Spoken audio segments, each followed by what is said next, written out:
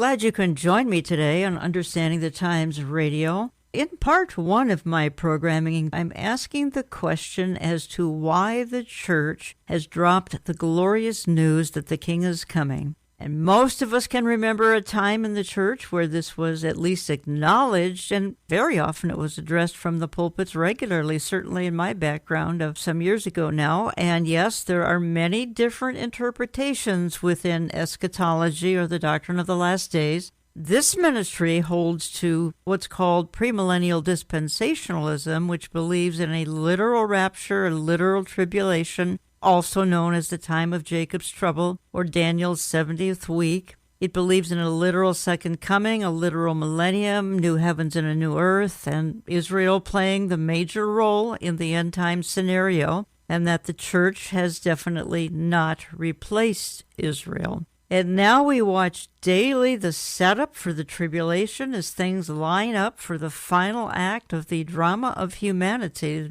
at least the final act for the drama of the church age. I think we should clarify, because we've got another 7 years followed by 1,000 years before the wind up and the entry into the new heavens and the new earth. So people want to connect the dots and have what is happening make sense to them. At least some do. So I've invited on this week's Part 1 programming author Todd Hampson. I want to talk to him about some of the things I've just outlined. Todd is a prolific author. He's co-host of the popular podcast, The Prophecy Pros. Todd, welcome back to Understanding the Times Radio. Thank you so much, Jan. It's an honor to be here. You've covered this topic on one of your podcasts, which I listened to in its entirety. Tell the audience what your conclusion was. Then I want to add to it some thoughts of mine and have a discussion. I just turned 51, so my generation, we're familiar with the Left Behind series. We're kind of after the late Great Planet Earth era, and then the 80s, it was just assumed that everyone in evangelicalism believed in the rapture and everything that you just laid out. And then the Left Behind series helped reignite some fires for my generation. But since then, because there are different views and infighting and unfortunately a lot of date setting and sensationalism, the evangelical church at large has thrown the baby out with the bathwater and just said, we're not going to talk about Bible prophecy or eschatology at all, because it causes division, and we'll just let people study that on their own. Well, that has generated a whole new generation of pastors who are used to that model and unfortunately don't teach what the Bible tells us about our amazing end, other than the fact that we win and Jesus comes back. So there's some understandable reasons for it, the infighting and the multiple views. There's also some troubling reasons for it. One, a lot of seminaries aren't even teaching it before, and that's troubling. Also, because of the recent studies showing the great decline in Christianity in our era, every study, whether it's Pew Research or Barna, shows that biblical worldview is going by the wayside, even within evangelicalism. Biblical illiteracy is at an all-time high, so people aren't studying those other things. A lot of churches are starting to latch onto the least common denominator. Let's just talk about Jesus and salvation and the resurrection. All those are amazing things, but we're leaving a quarter of the Bible out, casting it to the wayside and not teaching Bible prophecy and eschatology. I want to play a short clip of Dr. Mark Hitchcock that's going to complement what you just said and perhaps even complement my introduction. This clip is 3-4 years old, but obviously everything that he's stating is still extremely relevant. As Pastor Jack said, he's asked me to speak on the topic, why is Bible prophecy important now? Why is it important in our lives now? And I hope this message I'm going to bring will be a very practical message for us. In fact, we could call this message, Don't Stop Thinking About Tomorrow, because really it's the old Fleetwood Mac song. Why should we today be thinking about tomorrow? Someone has well said, they said, I'm interested in the future because that's where I'm going to spend the rest of my life. Now that's a pretty good reason to think about tomorrow, but there are some other good reasons, I think, from Scripture why we should spend time thinking about tomorrow. And I want to give 10 of those to us, so we'll have those on the screen over here for you to write these down as we go through these. The first one is, the first reason, I think just a practical reason why Bible prophecy is important now is that people everywhere are thinking about it. Out in our secular culture today, people are thinking about the end times. I like to just put it like this, apocalypse is in the air. It's just kind of a sense that people have that this world is getting near closing time.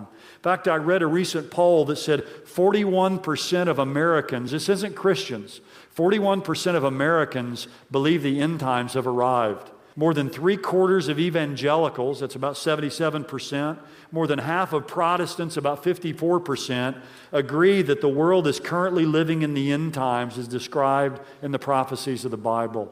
There's a poll that just came out, in fact, it just came out Friday, says this, the title says, "Many Americans link U.S. military strike in Syria to end times."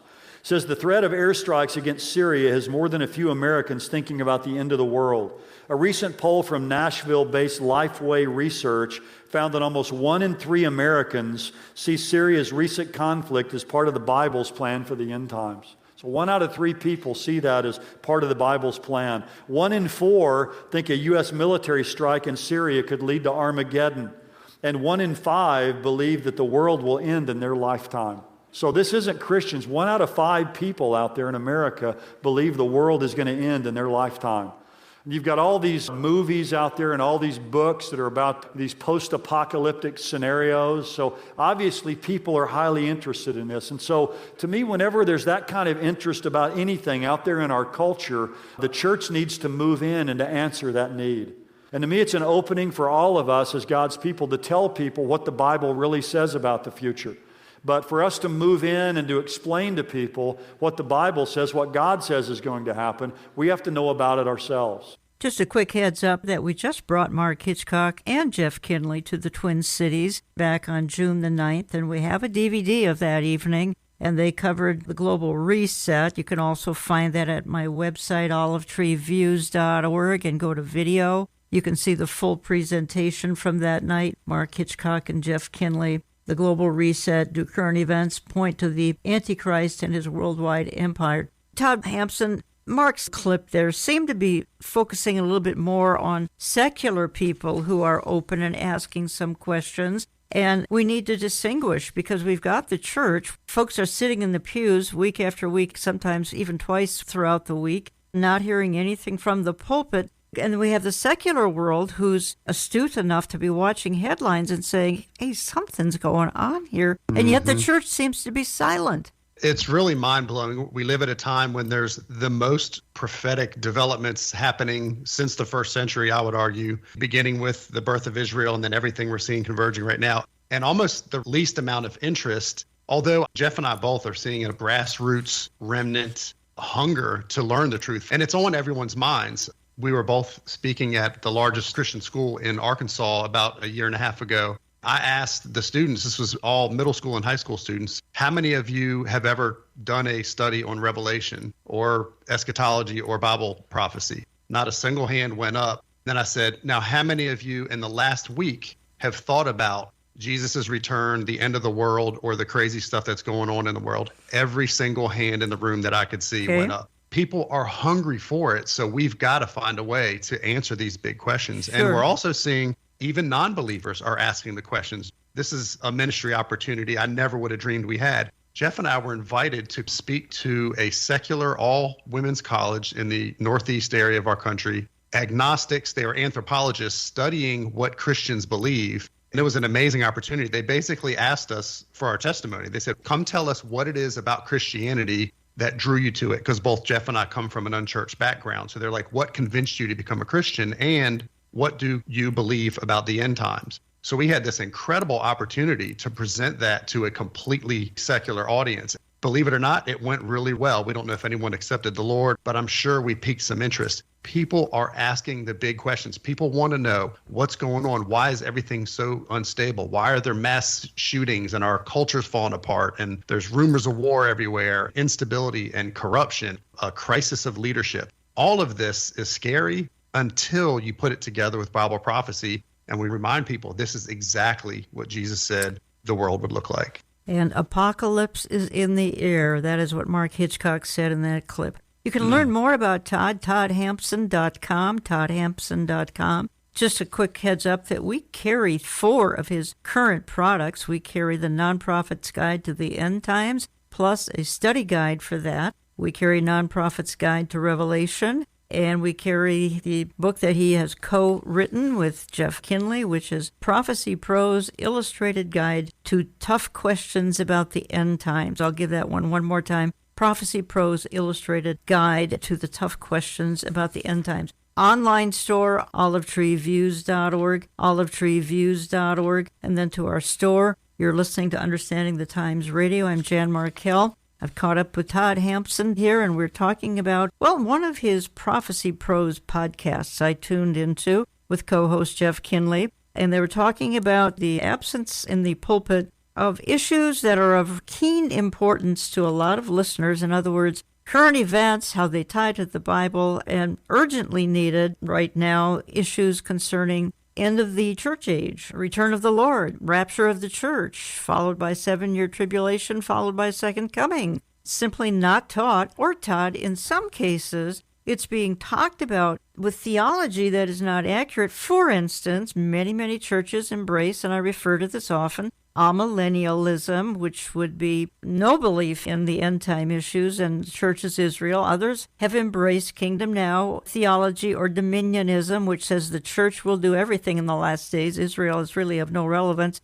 Or post-millennialism, we can't get into that now. Or replacement theology, the church is the new Israel. So with any of those theologies, it's just as well they stay away from eschatology, because they will definitely abuse it. Yeah, it's amazing. And I'll add one component to that. Part of it is end-time spiritual warfare, that the enemy is doing his best to confuse the issue so people won't teach it. Jeff and I, through our podcast and through the books that both of us write, and definitely in all my nonprofits guidebooks, I try to simplify concepts for people who have never studied it before. So everything you just mentioned can be a little overwhelming for people who are just coming to it. I was looking at a commentary this morning that was 443 pages just on Revelation. Okay. So I see why people are overwhelming. One thing I try to point out to people is that you need a proper interpretation method. There are only really 4 interpretation methods about how to study the end times and Bible prophecy. And I won't go through all 4 of those, but 3 of them allegorize scripture and pour your own meaning into it, and the text loses its meaning. And that's preterism, historicism, and idealism. The only proper method, I believe, and I believe it's proper because it's the same way we study scripture from cover to cover, is the literal futurist method. All past prophecy, and even believers who hold those other interpretation methods will agree that past prophecy with the first coming of Christ was fulfilled literally just like it was foretold. So there's no reason we now should switch to a different hermeneutic moving forward and say, okay, but the stuff in the future is too crazy. It's all symbolism and it all means whatever we want it to mean. No, God means what he says what he means. He's not the author of confusion. He finished his canon with the crescendo of scripture, with the final book. Everything that the entire Bible has talked about culminates in the book of Revelation, and it's an entire book of prophecy, all about what's in our future. So there's no reason we should switch hermeneutics or complicate the issue. If we just take scripture at its face value, then we will understand prophecy and eschatology a lot better and a lot easier than most people think they will.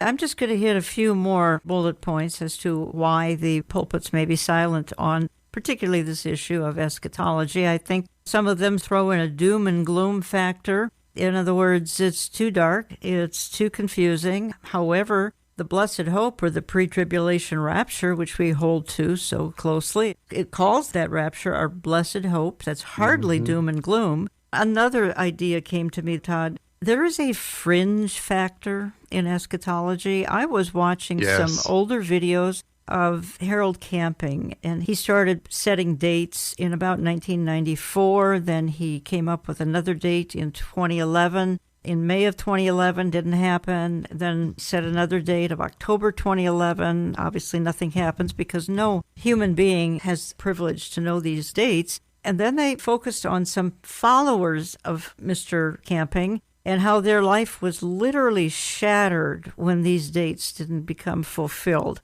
One man spent about $150,000 preparing himself and others for the end. I think it would have been May 11th, 2011. But who can blame a pastor or church leader or teacher from wanting to stay away from this so-called fringe factor? I'm so glad you brought that up. And actually, I had that on my list, almost word for word. There is a fringe element. There are those out there that are date setting or coming to these really strange conclusions. Every pastor will tell you, even pastors who have been teaching prophecy for a long time, I'm sure they could share stories with you that when they teach prophecy, and again, I think this is some spiritual warfare, there's going to be some strange, obscure person that corners them after they preach and try to pin them down on some weird detail, and that discourages them from it. But that shouldn't keep them from teaching the full canon of God. Even if Christ doesn't come in our lifetime, the next generation needs to understand eschatology and Bible prophecy. That fringe element is a huge thing and a great discouragement to pastors. They need us to encourage and support them at every turn. It's a tough topic, and they're busy dealing with marriages falling apart and church issues. So we need to pray for and support our pastors.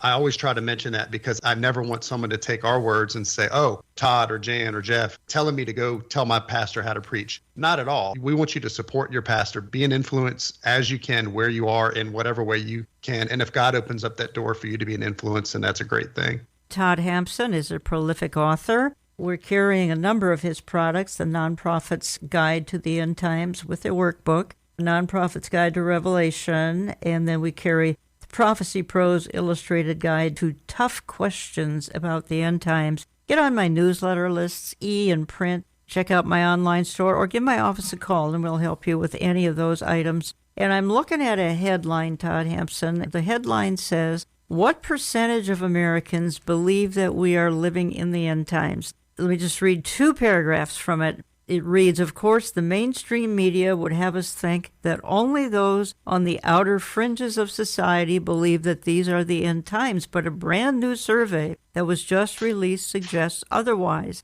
The Joshua Fund commissioned a survey that asked respondents to answer some very specific questions about current events. Surprisingly, it turns out that a substantial portion of the population actually believes that events happening in the world today are directly related to Bible prophecy. Nearly 40%, 39.9%, said they agree that the invasion, and this would be of Ukraine, is a sign of biblical prophecy coming to pass and of the last days, and 40% agreed that the COVID pandemic is a sign of biblical prophecy coming to pass in the last days. I believe they may have, this is the Joshua Fund, may have quizzed both believers and unbelievers, but this just goes back to what we're talking about moments ago, Todd, and that is that people are seeing things are haywire in the world. Hardly anything works right anymore, including government, maybe starting with government. And throughout the last 3.5 months, we've watched a country be invaded and the civilian population targeted to annihilate the civilians of Ukraine, plus a pandemic, plus utter lawlessness, not just in the streets of the world, but particularly America's capital, utter lawlessness. They're asking questions, and a lot of them want answers. Jan, this is why Bible prophecy and eschatology are so incredibly important for this specific generation, because when people witness all of that chaos and instability, it's so overwhelming and coming from so many different directions, they have no grid to filter that through, and they just see it as complete craziness. But those of us who study Bible prophecy and eschatology, which should be every believer, 1st and 2nd Thessalonians were both written to new believers by Paul, and he taught in their membership 101 class eschatology. If we have that grid to view these things through, then suddenly we see this makes sense. This is lining up exactly like prophecy said. I often challenge people to put yourself in the mindset of someone who was born in the early 1900s. Russia was, quote unquote, a Christian nation. Persia was still Persia. Turkey was wooing the West, but it was part of the Ottoman Empire, and Israel wasn't even a nation yet. Now all of that has changed. Every single thing I just mentioned, along with the technology that's needed for the tribulation and other conditions, globalism, right, all of that is in place, converging in our day right here, but people do not see it if they don't have that grid to filter it through. Some would tell us that no one knows the future, but in a sense we do. We don't know the timing of things in the future, but the Bible outlines in detail the future. And for the believer, it's glorious. For the believer, we have an eternal home waiting for us that is absolutely perfect. For the unbeliever, the future is unspeakable. I mean, we talk about it on this program often, and it's extremely dark for the unbelievers. But the statement, no one knows the future, that's so untrue, because, Todd, you and I are blessed to know the future just because of what we study. Absolutely. In the 1700s and late 1600s, there was groups of people who started returning to a literal interpretation of Scripture and saying every Old Testament prophet except for Jonah says that Israel will be a nation again in the end times. So they started preaching that. People told them they were absolutely crazy. Well, here, Israel became a nation again. To me, that should be a bright light on Bible prophecy and the fact that literal interpretation can let us know the key things that are going to happen in the future. We don't know all the details and how it all takes place, but nothing happens in a vacuum. So if we're nearing the time of the Lord's return, we should expect to see some of these stage setting developments, and that's exactly what we see. Just like with the first coming, there are a small remnant of people, Anna and Simeon and the wise men from the east, who were watching the conditions of the day line up with what Scripture said the first coming of the Lord would look like. And they understood the time they were in. Again, they didn't know the day or the hour, but they were in tune with the signs and reading the weather and the trends. They knew that the Lord was coming at that time. Similarly, in our day, it seems that every biblical sign category is having the groundwork being laid right before our eyes. Talking to Todd Hampson, he is co-host of the popular podcast known as the Prophecy Pros. Todd, how can folks access your podcast? If they just go to prophecyprospodcast.com, they can access all of the previous seasons. And also if they go to any of their favorite podcast outlets. I guess I'm asking the question, and again, I'm playing off a recent podcast you co-host with Jeff Kinley. And that is, why are the pulpits so silent about the issues and about the king is coming, etc.? How much time do we have? How late is the hour? And we're giving some reasons perhaps why the pulpits are silent, and therefore the sheep are just struggling to know how to cope in these closing days of the church age. And I'm asking the question, Todd, is shouldn't we be striving to please God by preaching the whole counsel of God? Now, another book that's marginalized is Genesis. And I think the bookends are marginalized, Genesis and Revelation. My take is that leaders and pastors must both warn and encourage, and Bible prophecy certainly does warn and encourage, and particularly like you and I are pre-tribulation rapture believers, that's great encouragement. The Bible even says, comfort one another with these words. I think that's our challenge in this segment, is it not, Todd, that we need to be warning and we need to be encouraging? And please, pastors, preach the whole counsel. Yes, that would be my heart's plea right there. And I grew up unchurched. Yeah. I believed in evolution. I didn't believe in God. But when I saw the evidence for the reliability of Scripture, for a literal 6-day creation in scientific method and in the Bible, that convinced me. When I saw fulfilled prophecy as a key apologetic that the Bible is the Word of God, that gave me a love for prophecy and eschatology.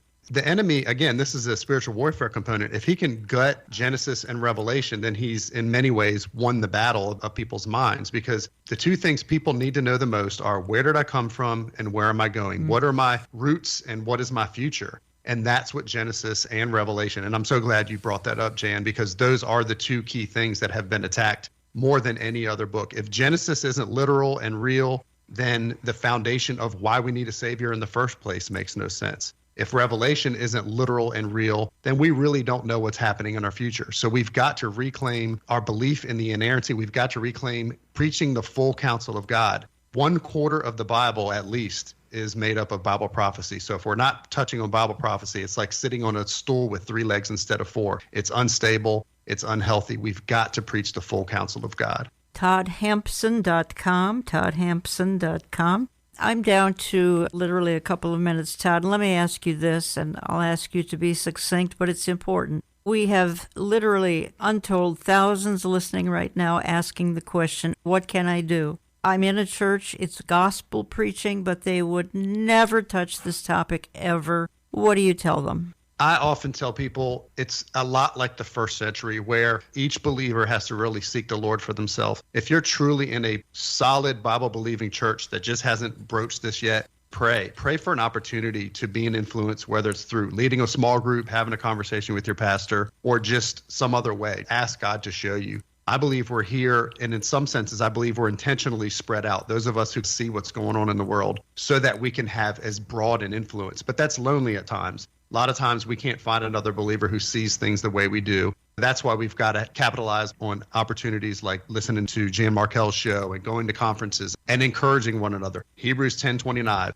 do not neglect assembling together. All the more, encourage one another as you see that day drawing close. And we're seeing that day draw close with each passing day. Just a quick heads up that we have taken on a number of new radio stations, all with the Salem Media Group. If that network is in these following cities, you can look it up on our website. We now are on the Salem Media Group within Washington, D.C. That's WAVA, New York City, Pittsburgh, Pennsylvania, Columbus, Ohio, Atlanta, Orlando, Florida, Little Rock, Arkansas, Chicago, Oxnard, California, Sacramento, California, Los Angeles, KKLA, San Diego, K-Praise, and starting July 2nd, Colorado Springs, Colorado. All of that airing Saturdays, Sundays, Understanding the Times Radio. Jan Markell, your host here, and I feature interesting and I think provocative interviews on a weekly basis. Today, privileged to talk to author Todd Hampson. Learn more at toddhampson.com and look throughout my online store, olivetreeviews.org, for the products of Todd's that we carry.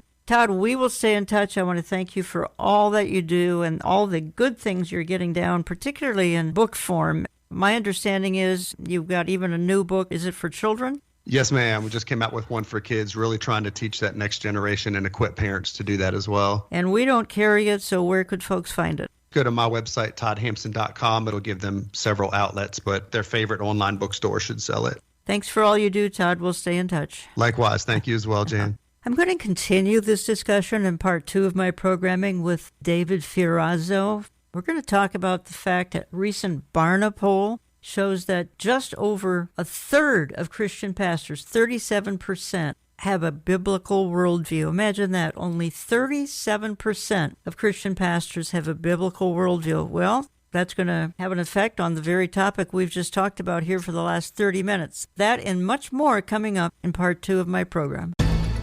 We hope you'll stay in touch with us online through olivetreeviews.org. That's olivetreeviews.org. You can call us Central Time at 763-559-4444. That's 763-559-4444. Write us through the mail at Olive Tree Ministries in Jan Markell, Post Office Box 1452, Maple Grove, Minnesota 55311. That's Post Office Box 1452, Maple Grove, Minnesota 55311. All gifts are tax deductible. In an age of fake news and false teaching, thank you for trusting Olive Tree Ministries. Revelation was written because God wants us to know what the future holds. For Christians, the prophetic truths within provide wisdom, reassurance, and hope that God will indeed make all things new. That is why we are carrying Amir Sarfati's new book, Revealing Revelation, How God's Plans for the Future Can Change Your Life Now. Find it in our online store at olivetreeviews.org. That's olivetreeviews.org, or call our office, Central Time, at 763-559-4444. That's 763-559-4444. We charge no shipping in the U.S. and Canada. There is an accompanying workbook that is optional, suitable for individual or group study. God wants us to understand the past, present, and future as we await His return.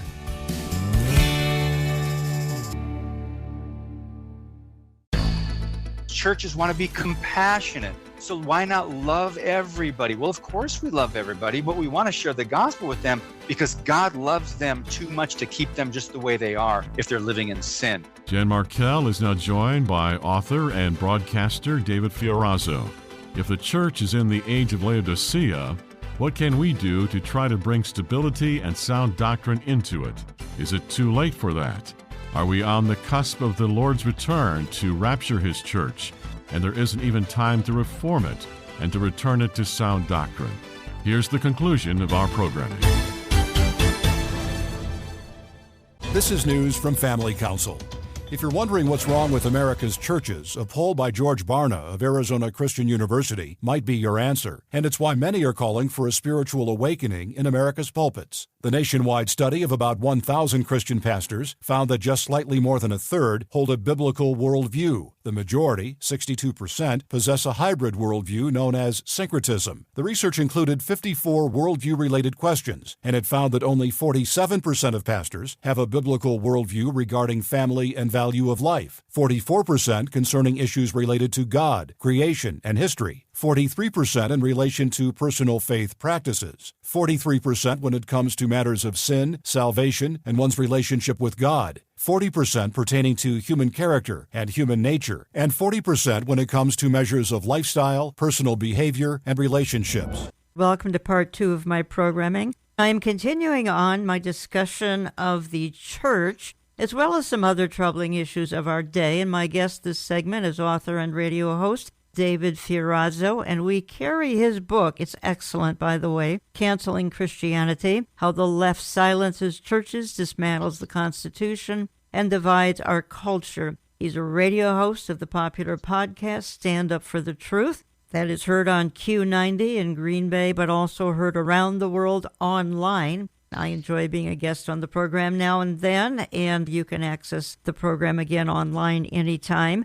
By the way, they have some extremely provocative topics and guests. It's a very informative hour. David, welcome back to the programming. It's a blessing to be here again, Jan. Thank you. David, I just spent 30 minutes talking about some church issues that the church won't deal with today, which I know you're more than familiar with that. And I opened this segment with a very troubling fact, the Barna poll, which you have written about, that a very low percentage of pastors, they simply do not have a biblical worldview. You've written about this. Give me your thoughts right up front. Then I want to read a paragraph or two from an article that you've written. 37% of Christian pastors have a biblical worldview today, slightly more than a third. One of my first observations, Jan, and you'll appreciate this, I think of Dietrich Bonhoeffer and the Confessing Church in Germany. Approximately a third of German pastors had that biblical worldview at that time, and those were the ones that tradition holds. They stood up against Hitler to what was going on there in Nazi Germany. Only a third.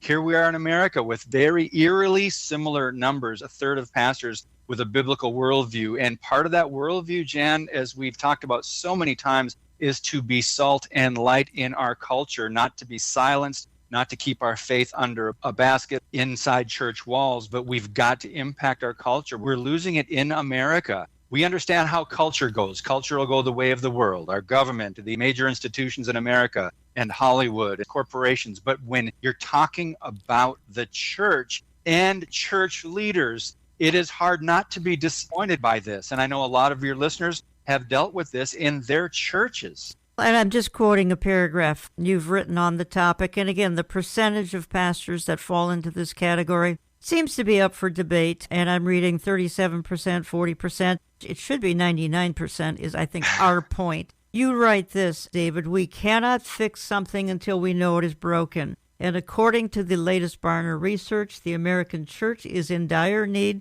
of repentance, repair, and a reawakening. This time, the study focuses on Christian pastors, their philosophy, and worldview. It's common sense and only natural to expect your church leaders to have a proper foundation and understanding of Scripture. But the new nationwide survey of pastors shows a large majority do not even have a biblical worldview. I know, David, some of the things they aren't teaching. By the way, that was the first portion of my programming today. They're not teaching eschatology. There's very little reference to current events and how they might tie to the Bible, how to cope with our trying times, the fact that time is running out. These are just a few topics that aren't being covered, and I'm sure you hear the same from your listeners. Yes, one of the most common things we get is, why doesn't my pastor address Bible prophecy, Old Testament, Revelation, the minor prophets, and why can't we talk about in church on a Sunday morning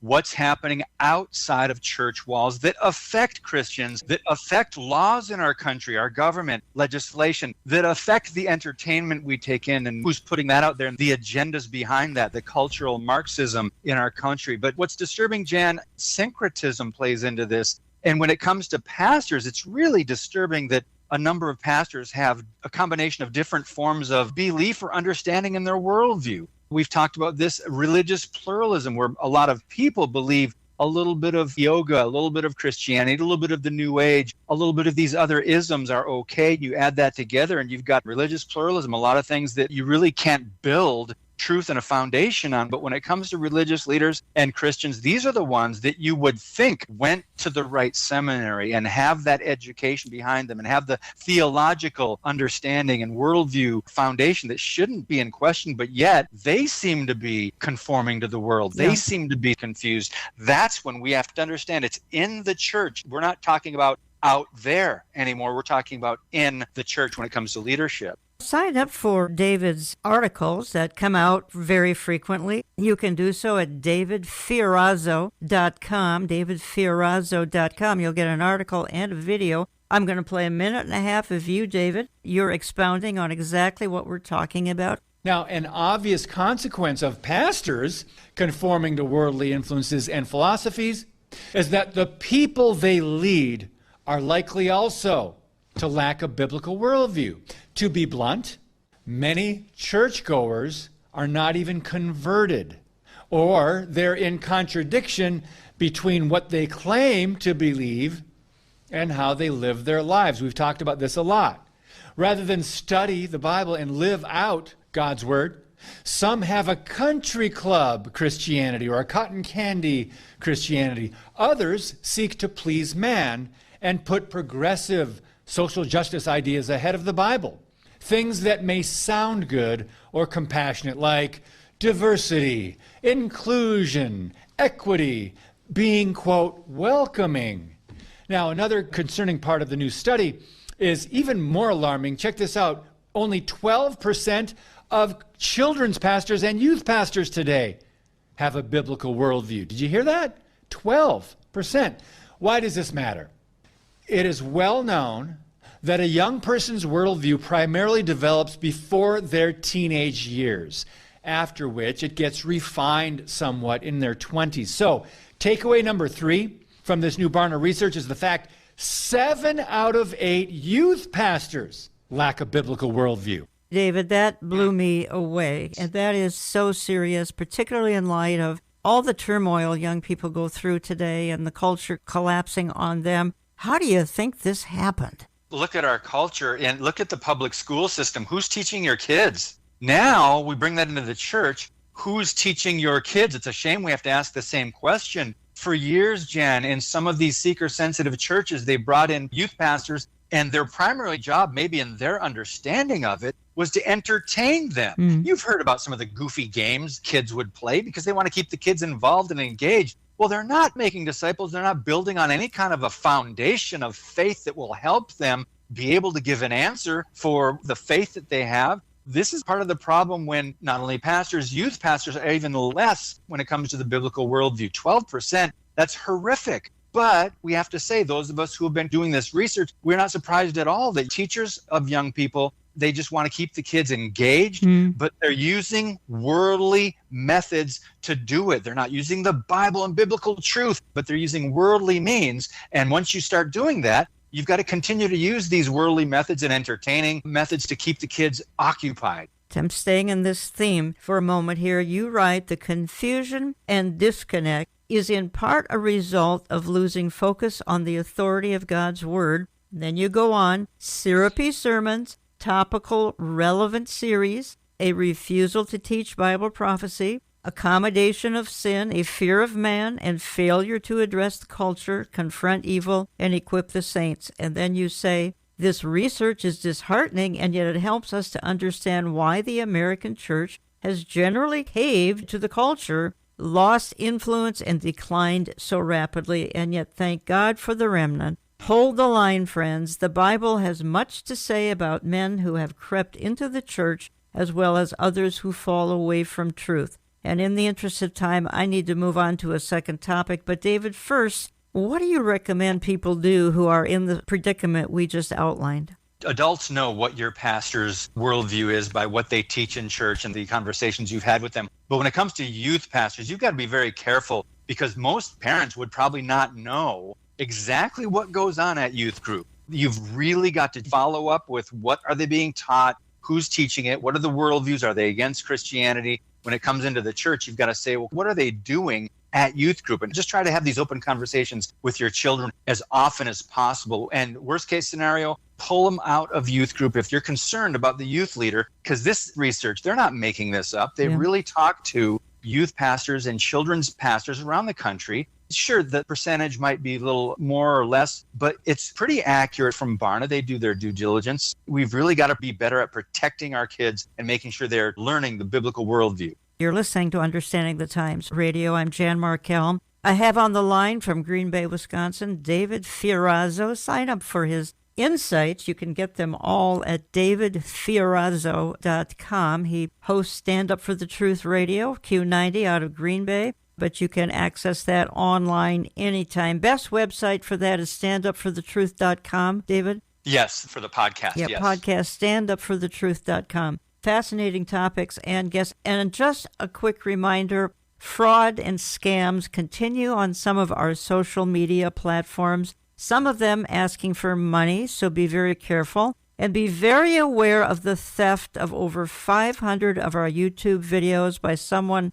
probably China or Thailand. You write and ask, well, how do we know which ones are really yours, Jan? By the number of subscribers. We have over 163,000 subscribers on YouTube, so look for that and you'll know you're on our legitimate channel. And you can also get the video version of our programming on Rumble, where there's no scamming of our ministry. Light Source, our website, olivetreeviews.org. His channel, Christian TV. You'll retain a lot more by watching the video version of our program, Understanding the Times Radio. Okay, David, just a thought here, because we are seeing rising threats of violence towards everyone of all ages, and I think it's important, in particular when we talk worldview, that the left is always going to blame, let's be blunt here, they're going to blame guns because the left is godless. And since they are godless, they do not understand man's sinful nature. They believe mankind is inherently good and government is God.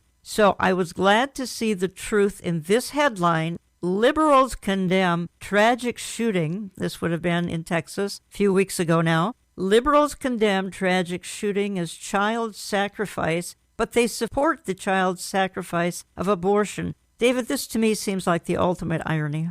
Well, it's a contradiction too, isn't it? And part of it stems from the fact that they don't see what happens in a mother's womb when a woman becomes pregnant. They don't see that as a human life. That's the foundational issue here. When does life begin? We believe at conception. But what kind of life is it? It's got to be life, because dead things don't grow. And if it's a life in a human being, then of course it's got to be human life. But it's a glaring contradiction, because they can stand up for children in a public school, as they should, and protect all life. But there's a disconnect when it comes to life in a mother's womb. This article, I believe it was on Life News. I'll read one paragraph. And again, the headline, folks, liberals condemn tragic shooting as child sacrifice, but support the child sacrifice of abortion on Life News. And they say, if every gun in America were confiscated tomorrow, the endemic mass killing of abortion would remain. But let's not fool ourselves into thinking that a technocratic tweak can alleviate America's moral malaise. And may we never speak of child sacrifice again until we make wombs safer than a Texas school. That was a provocative article that I came across. I'm moving on to another one you have written, David. And I think what I'm going to do to introduce this short segment is play another soundbite of, dare I say, drag queens coming to your local church down the street from you that you thought was probably pretty safe, possibly having drag queens come and visit. People in Durham found a unique way to oppose a decision by leaders of the United Methodist Church and support members of the Triangle's LGBTQ community. CBS 17's Zach Dahlheimer shows us how they came together to spread their message. It's loud, it's celebratory. People packed Calvary United Methodist Church in Durham Saturday. They called it Drag Me to Church.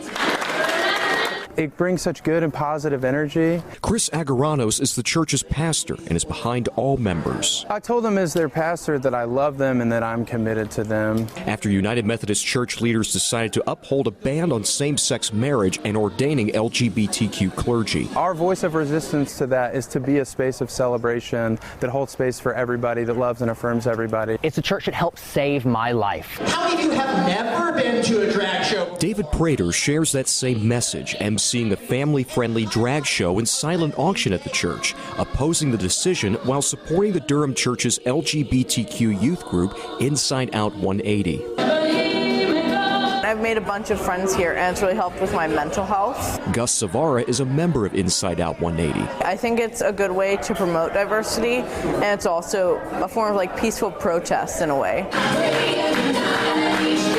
It's not about being apart from, it's about being a part of. Organizers say they hope to continue events like this, standing up for all.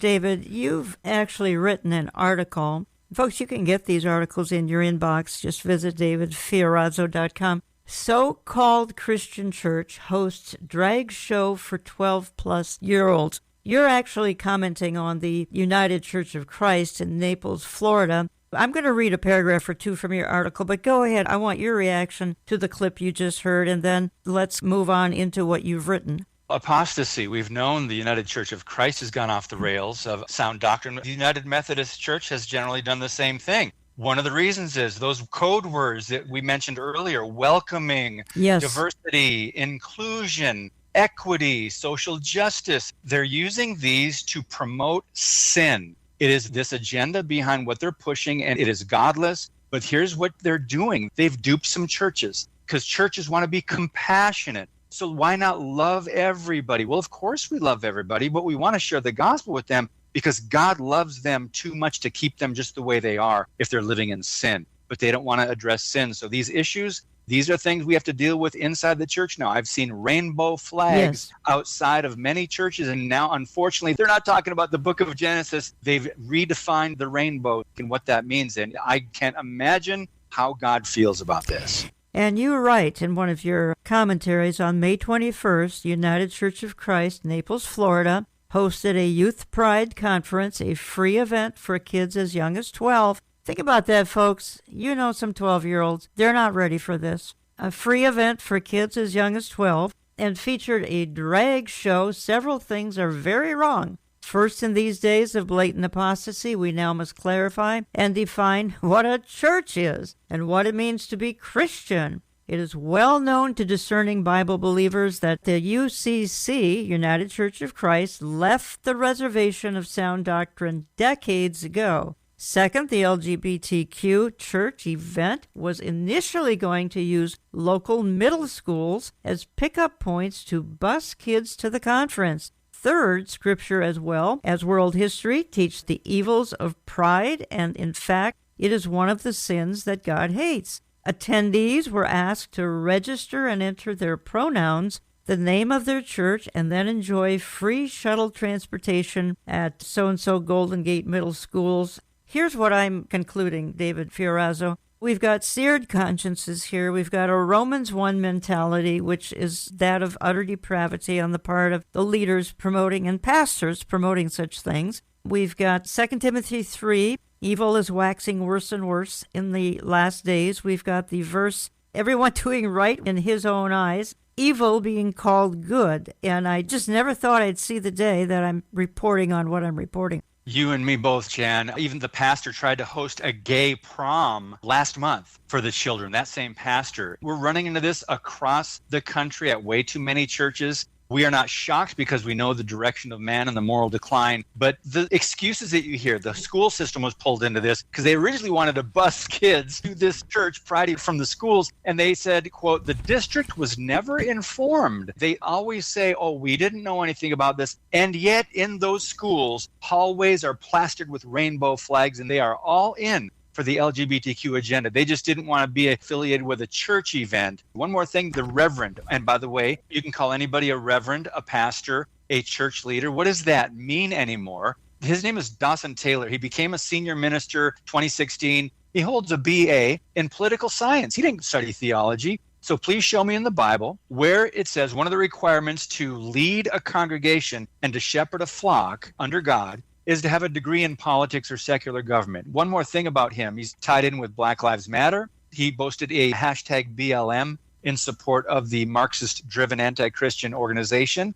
He has that on his Twitter page. He is a proud, quote, progressive in his own words. So we're not surprised by the direction of this, but the question comes back, how are we calling this a church, and how are we referring to him as a, quote, reverend, when they are so far off of the biblical foundation? We carry David's book, Canceling Christianity, How the Left Silences Churches, Dismantles the Constitution, and Divides Our Culture. I think I'll play one more clip of you, David, and it's reinforcing actually what you just said. And folks, when you sign up for his articles, you get articles and videos, etc. Very, very helpful and informative, particularly in the crazy times in which we live. The important thing, let's address the church, quotes, that hosted and blesses the perversion.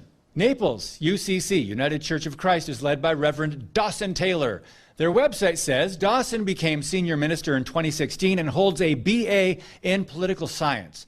Remember, just because a man has a title of pastor, reverend, or minister doesn't mean we can believe that they are serving under the traditional roles for pastor outlined in the Bible. These days, you just need to be a progressive, a liberal, or a friend of the world to be a leader at some churches.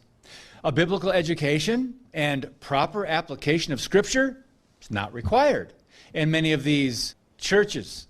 Case in point, the good Reverend Dawson tried hosting a gay prom at his church last month for children. He also describes himself as being a proud progressive. In his Twitter bio, which has since been removed, at least this part of it was, he boasted hashtag BLM in support of the Marxist-driven, anti-family, anti-Christian activist organization that spreads hate and racial division. It's also not a shocker that Dawson stands with big abortion business, Planned Parenthood. There you go. A few months ago, he tweeted this: "We are all Ukraine. We are all transgender young people. We are all women who need access to health care without government interference. Let us pray, especially for those oppressed by bullies with power." I'm just wondering who or what God, small g, he is praying to.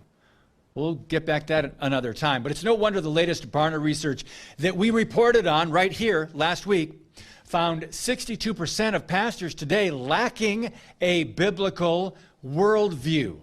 The church justifies twisted theology under the guise of popular code words and language. You ready again for this refresher? Compassion, diversity, inclusion, progressive, welcoming, and boasts about being one of the many UCC churches that advocate for personal and social responsibility, end quote. There you have it. Not biblical, but a social gospel.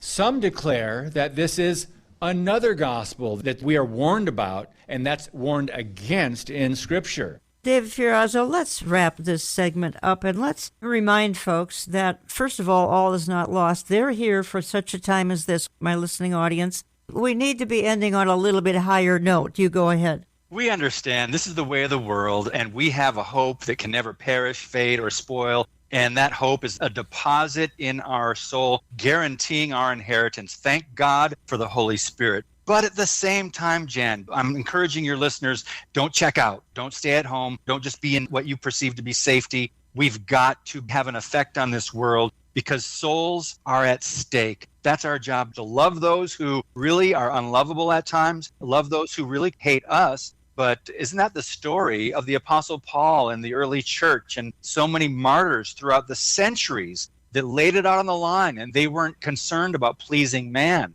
Paul wrote, "Do I seek to please men? If I pleased men, I would not be a servant of Christ." So I want to encourage you guys that are listening to have that same attitude. These things are going to get worse in our culture and in our country as it continues to go the way of the world. And unfortunately, it's crept into the church, starting with leaders, just as the book of Jude warns. It has crept in unnoticed. Well, now we're starting to notice more people are starting to wake up. We are understanding what's happening prophetically, not just in America, but around the world. I think your listeners are more mature and can take this, yet it is disheartening if that's what you dwell on. Remember to plant yourself in the scriptures, dig down deep, set your heart and mind on things above, not on things that are of this earth. Tap into David's podcast, Stand Up for the Truth. You find that at standupforthetruth.com, standupforthetruth.com. Fascinating guests and topics. Monday through Friday, you can access that online. It emanates out of Q90 in Green Bay, Wisconsin. David, thank you for all you do, by the way, and for your excellent book as well, Canceling Christianity.